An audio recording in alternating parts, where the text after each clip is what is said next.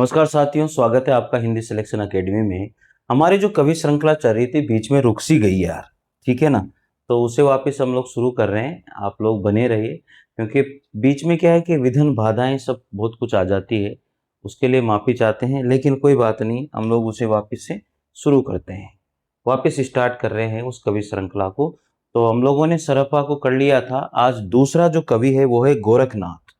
दूसरे जो कवि हैं और उनका नाम है गोरखनाथ है। ठीक है, गोरखनाथ ये हैं साहब दूसरे कवि। इनके बारे में पूरी जानकारी मैं आप लोगों को दूंगा। कवि श्रृंखला है, रोज हम एक एक कवि के बारे में आएंगे।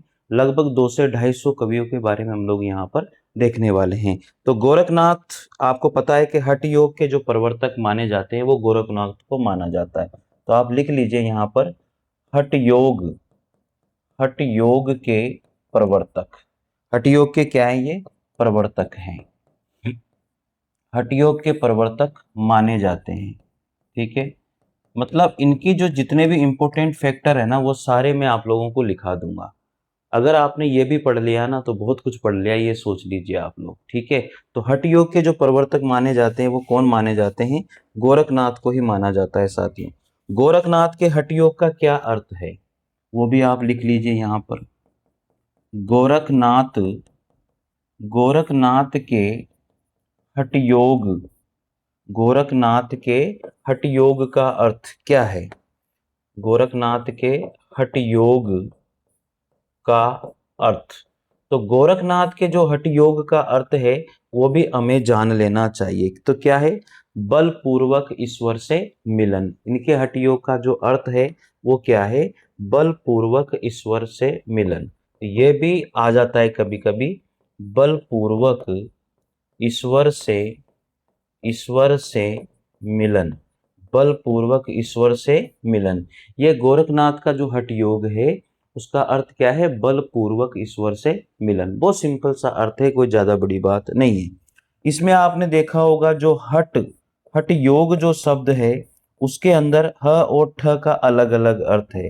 तो यहाँ पर जो ह है इसका अर्थ क्या है? ह का जो अर्थ है साथियों, इसका अर्थ होता है सूर्य। सबको पता है ह का अर्थ सूर्य होता है। और जो ठ है इसका जो अर्थ होता है वो है चंद्रमा। इसका अर्थ क्या होता है? चंद्रमा। तो कभी कभी ये भी पूछ लिया जाता है कि ह का अर्थ क्या है और ठ का अर्थ क्या है। तो यहाँ पर गोरखनाथ के जो हठ योग है उसका अर्थ तो है बलपूर्वक ईश्वर से मिलन।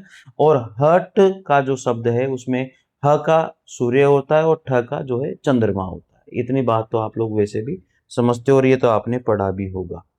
ठीक है, इसके बाद में एक और बात करते हैं। यहाँ पर जो गोरखनाथ थे उनके गुरु का नाम क्या था?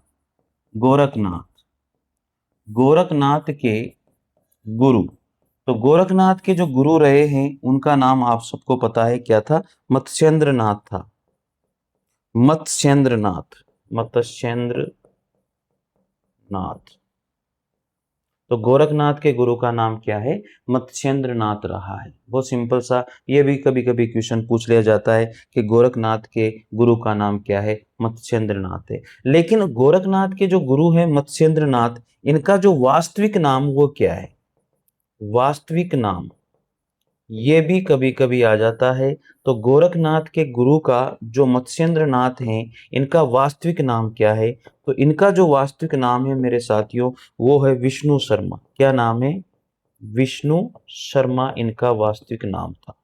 याद हो जाएगा क्या? गोरखनाथ के गुरु का नाम मत्स्येंद्र नाथ है, लेकिन मत्स्येंद्र नाथ का जो वास्तविक नाम है वो क्या है? विष्णु शर्मा रहा है। बहुत सिंपल सा यहाँ पर कॉन्सेप्ट है।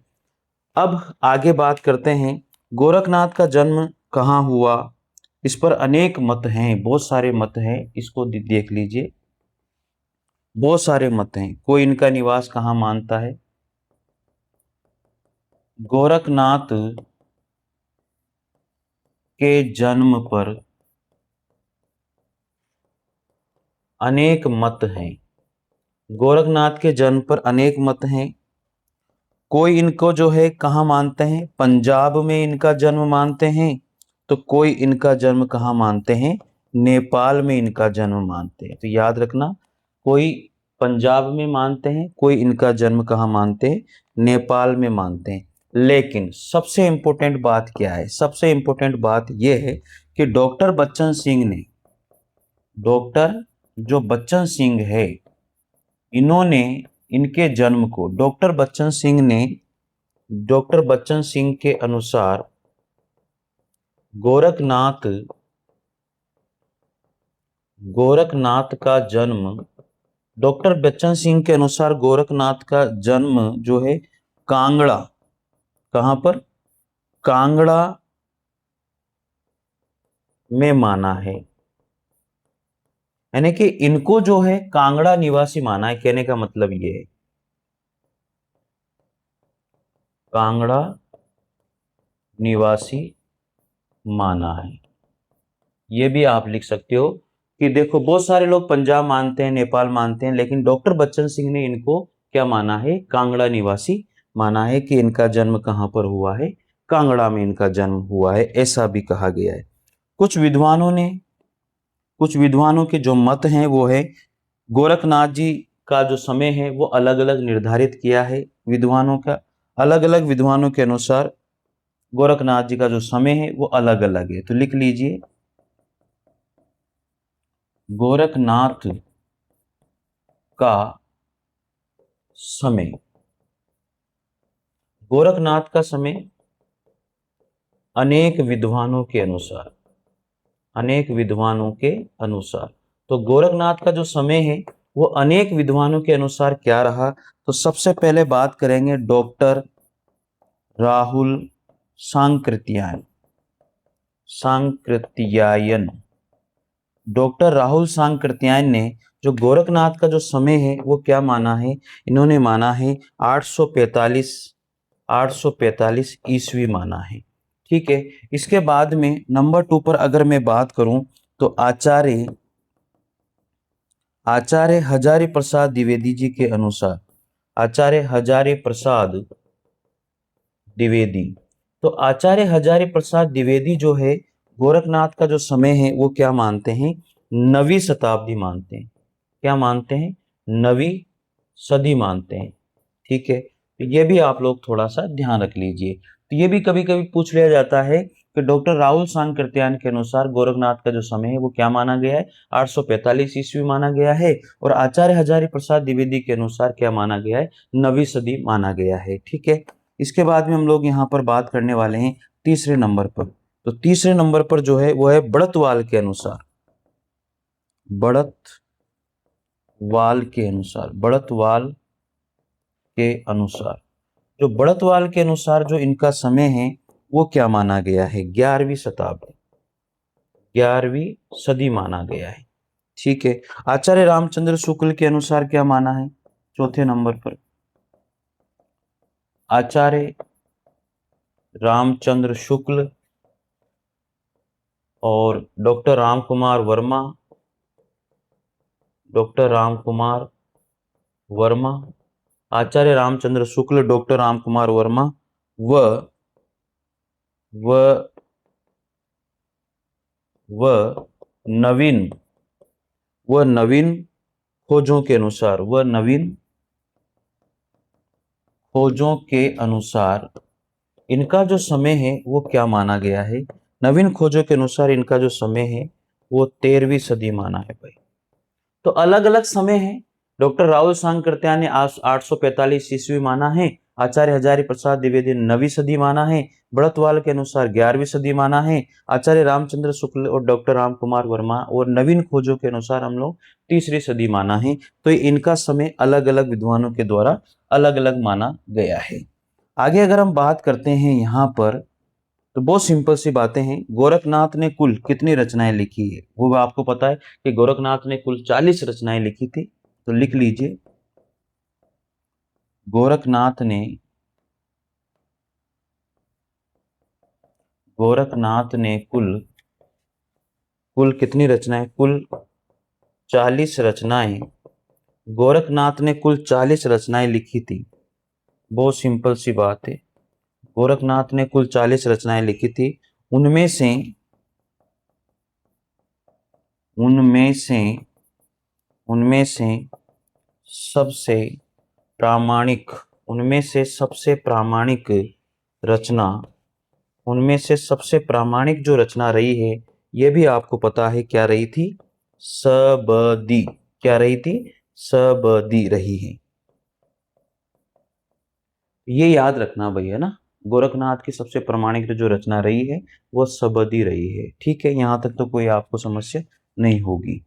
आगे बात करते हैं, बहुत सिंपल सी बात है, लिखो गोरखवाणी। ये तो आपने सुना भी होगा कि गोरखवाणी का संपादन, गोरखवाणी का जो संपादन है वो किसने किया था, पीताम्बर, पीताम्बर दत्त बड़तवाल ने किया था। पीताम्बर दत्त बड़तवाल, पीताम्बर दत्त बड़तवाल के द्वारा किया गया था। याद हो जाएगा आगे। तो पीताम्बर दत्त बड़तवाल ने जो है गोरखवाणी का संपादन किया था। ठीक है, आगे बात करते हैं, नाथ और सिद्धों, नाथ और सिद्धों की वाणियों, नाथ और सिद्धों की वाणियों का संपादन, का संपादन, नाथ और सिद्धों की वाणियों का संपादन जो है हजारी प्रसाद, हजारी प्रसाद द्विवेदी ने किया था। हजारी प्रसाद द्विवेदी ने किया था। तो ये भी बहुत इंपॉर्टेंट है, किया है। तो ये भी बहुत इंपॉर्टेंट प्रश्न बन जाता है कि नाथ और सिद्धों की वाणियों का जो संपादन है वो किसके द्वारा किया गया था। नाथ और सिद्धों की जो वाणियों हैं उनका संपादन जो है किसने किया था, हजारी प्रसाद द्विवेदी के द्वारा किया गया था। तो ये भी एक अच्छा सा क्वेश्चन बनता है, आप भी इसे थोड़ा सा याद रखिएगा। ठीक है, आगे बढ़ते हैं। इसके लिए अब इनकी कौन कौन सी रचनाएं रही हैं, तो रचनाओं के बारे में भी लिख लेते हैं थोड़ा सा। रचनाएं कौन कौन सी रही हैं, यहां से भी एक ने एक क्वेश्चन पूछ लिया जाता है। तो सबसे पहले जो रचना है वो सबदी थी, आप सबको पता है। दूसरी रचना गोरख बोध इनकी रचना रही है। ठीक है, और तीसरी रचना आपको पता भी है कि नरवे बोध, कौन सी रचना रही है, नरवे बोध। चौथी रचना जो इनकी रही है वो है गोरखवार, गोरखवार नहीं गोरखसार, कौन सी रही है, गोरखसार। इसके बाद में पांचवी जो रचना रही है इनकी काफिर बोध। ठीक है, और छठी जो रचना रही है प्राण सांकली, क्या नाम था, प्राण सांकली। सातवीं जो रचना रही है इनकी ज्ञान तिलक, और आठवीं जो इनकी रचना रही है वो है आत्मबोध। कौन सी रचना है, आत्मबोध। नवी जो रचना है वो इनकी है दयाबोध, मित्रों दयाबोध। और 10वीं जो रचना है वो है अष्टचक्र। कौन सी रचना है, अष्टचक्र। और 11वीं अगर मैं रचना की बात करूं तो रस राह इनकी 11वीं रचना है। इस तरह से जो इनकी इंपॉर्टेंट रचनाएं हैं वो सबदी, गोरख बोध, नरवे बोध, गोरखसार, काफिर बोध, प्राण सांकली, ज्ञान तिलक, आत्मबोध, दयाबोध, अष्टचक्र, रस रहा, ये इनकी प्रमुख रचनाएं यहाँ पर रही है साथियों। ठीक है, इसके बाद में इनकी कुछ प्रमुख पंक्तियां भी रही हैं, उन पंक्तियों के बारे में भी हम लोग बात कर लेते हैं। प्रमुख पंक्तियां, इनकी प्रमुख पंक्तियां कौन कौन सी रही, कभी कभी वो भी आ जाता है कि ये पंक्तियां किसकी है, तो हम लोग उनके बारे में भी लिख लेते हैं। तो पहली पंक्ति तो यही थी, नौ नौ लख, नौ लख पात्री, नौ लख पात्री आगे नाचे, नौलख पात्री आगे नाचे, पीछे सहज, पीछे सहज अखाड़ा, पीछे सहज अखाड़ा। ठीक है, और आगे लिखी है ऐसे, ऐसे मन, ऐसे मन न, ऐसे मन न जोगी खेले, खेले तब अंतरी बसे भंडारा, तब अंतरी बसे भंडारा। तो ये इनकी इंपॉर्टेंट पंक्ति है और ये कभी कभी पूछ ली जाती है। गोरखनाथ के 9 लख पात्री आगे नाचे, पीछे सहज अखाड़ा, ऐसे मन न जोगी खेले तब अंतरी बसे भंडारा। तो ये बहुत सिंपल सी पंक्ति इनकी रही है। ठीक है, दूसरी पंक्ति की अगर बात करें जो इंपॉर्टेंट रही है वही लिखा रहा हूं, अंजन माही, अंजन माही, अंजन माही निरंजन, अंजन माही निरंजन भेटिए, अंजन माही निरंजन भेटिया, तिल सुख, तिल सुख भेटिया तेल, तिल सुख भेटिया तेल। और इसके बाद में इन्होंने लिखा है मूरत, मूरत माही, मूरत माही अमूरत परस्या और भया निरंतर, भया निरंतर, भया निरंतर खेल। ये इनकी दूसरी पंक्ति रही है जो इंपॉर्टेंट है। ठीक है, तो ये दूसरी इनकी इंपॉर्टेंट पंक्ति है भाई, ये भी आपको याद रखनी है। इसके बाद में बात करते हैं प्रमुख जो कथन है उसको भी लिख लेते हैं। प्रमुख कथन, इनके लिए जो प्रमुख कथन है वो क्या है क्या नहीं है, जो आचार्य हजारी प्रसाद द्विवेदी ने इनके लिए कहा है वो भी बहुत इंपॉर्टेंट है, जिसे भी हमें लिख लेना चाहिए। प्रमुख कथन तो लिखो, पहला एक ही कथन है इनके लिए, शंकराचार्य, आचार्य हजारी प्रसाद द्विवेदी ने लिखा है ये, शंकराचार्य के बाद इतना प्रभावशाली, शंकराचार्य के बाद इतना प्रभावशाली, शंकराचार्य के बाद इतना प्रभावशाली, इतना प्रभावशाली और इतना महिमा मंडित भारतवर्ष में, और इतना महिमा मंडित, महिमा मंडित भारतवर्ष में, महिमा मंडित भारतवर्ष में, महिमा मंडित भारतवर्ष में कोई दूसरा नहीं हुआ है, कोई दूसरा नहीं हुआ है, कोई दूसरा नहीं हुआ है। ठीक है, तो शंकराचार्य के बाद इतना प्रभावशाली और इतना महिमा मंडित भारतवर्ष में कोई दूसरा नहीं हुआ है, शंकराचार्य के बाद। तो ये जो कथन है ये कहने वाले कौन थे, और इसमें थोड़ा सा और ऐड कर देते हैं, ये भी इन्होंने लिखा है, नहीं हुआ है गोरखनाथ, लिखो गोरखनाथ अपने युग के, गोरखनाथ अपने युग के सबसे बड़ा नेता थे, अपने युग के सबसे बड़े नेता थे। और ये किसने कहा था, ये जो कथन है साथियों ये आचार्य, आचार्य हजारी प्रसाद, आचार्य हजारी प्रसाद द्विवेदी जी के द्वारा कहा गया था।